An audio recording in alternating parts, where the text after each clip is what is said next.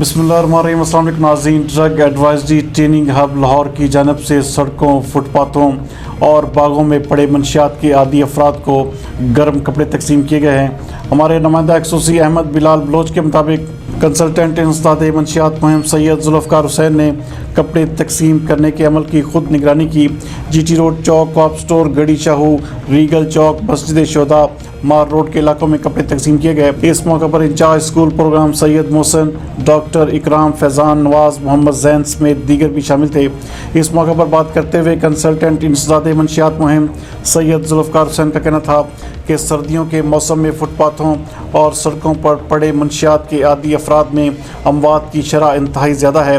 بے گھر نشئی افراد تین ماہ تک اپنے کپڑے بھی تبدیل نہیں کرتے، جبکہ ان کے ناخن اور بال بھی بڑے ہوتے ہیں۔ انہوں نے کہا کہ خوراک کی کمی، منشیات کی عدم دستیابی اور زیادہ مقدار اموات کی وجہ بنتی ہے۔ انہوں نے کہا کہ شہر میں بے گھر پڑے منشیات کے عادی افراد کو کھانا اور پانی بھی فراہم کیا جا رہا ہے، جبکہ شہر کے 120 مقامات پر منشیات کے عادی افراد بری حالت میں رہ رہے ہیں، جن میں 50 سے زائد مقامات انتہائی اہم ہیں، جہاں خواتین بھی سرِ عام منشیات کا استعمال کر رہی ہیں۔ انہوں نے کہا کہ سرکاری ہسپتالوں میں نشے کے عادی افراد کے داخل اور علاج نہ ہونے کی وجہ سے زیادہ تعداد سڑکوں، فٹ پاتھوں میں اضافہ ہوا۔